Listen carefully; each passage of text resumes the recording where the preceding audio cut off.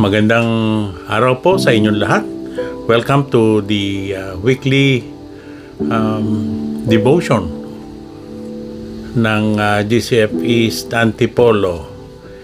And I trust that you are all well and okay today. I would like to share to you a couple of verses from Exodus chapter 4 verses 10 to 12, and this is about Moses. Let me read this to you. But Moses said to the Lord, "O my Lord, I am not eloquent, either in the past or since you have spoken to your servant, but I am slow of speech and of tongue." And then the Lord said to him, "Who has made man's mouth? Who makes him mute, or deaf, or seeing, or blind? Is it not I, the Lord? Now therefore go, and I will be your mouth, and teach you what you shall speak." Exodus chapter 4, 10 to 12. You know, when you hear the name Moses, you just can't help but picture in your mind a great leader. In fact, there's a movie that about him as a leader of Israel, the Ten Commandments, I think. Moses is one of history's most noted and respected leaders. From the four corners of the globe, everyone would know his name. He is model and inspiration to aspiring leaders. He led the Israelites away from the slavery in Egypt, and then he served as a priestly leader. He shared and declared God's will and even prayed for them and reminded them to be obedient to the Lord. Even when Israel was so hard-headed, stubborn, he pleaded with them. He pleaded their case even before God, and especially in Exodus chapter 32 verse 11. You know, we need more leaders like him in the church today. But is it possible that there are Moseses already here? Have they never gotten a chance to step up? You know, Moses was not a gifted speaker. He was not eloquent as he claimed.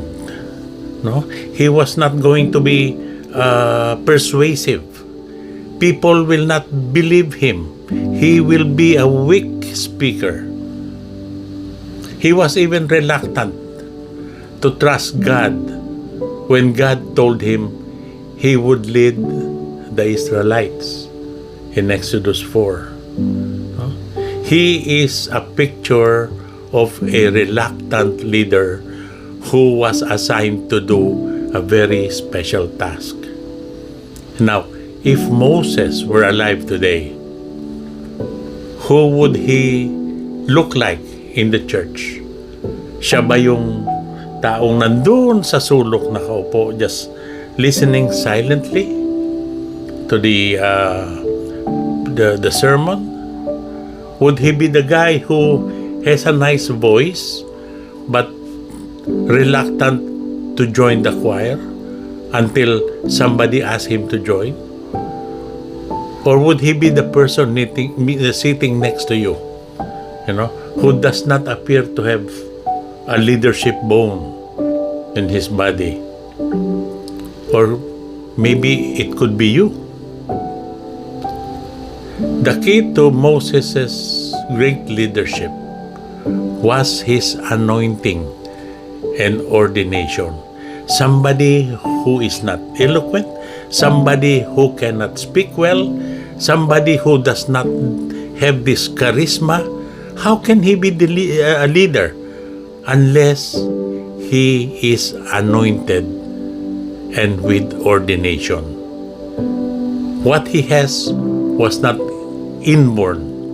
You know, his leadership attributes, his personality, his training, even if he received any, were not inborn. Notice how the Lord assured him. The Lord said, I will be your mouth and teach you what you shall speak. He didn't naturally possess the leadership qualities that we all look for. But the Lord worked through him mightily in numerous occasions. In the Bible, we have witnessed numerous incidents, numerous experiences, numerous journeys that the Israelites went through with Moses' leadership. Before God's anointing, chances are Moses would be considered a very weak leader by the world's standards. Fortunately, we serve a God who chooses what is weak in the world to shame the strong, as mentioned in 1 Corinthians chapter 1 verse 27. Remember, it is not ourselves we find it is not in ourselves we find our competency, not in ourselves. And the ability for God's call is through His Word. Because through His Word, we may be equipped in every good work. Good day to all.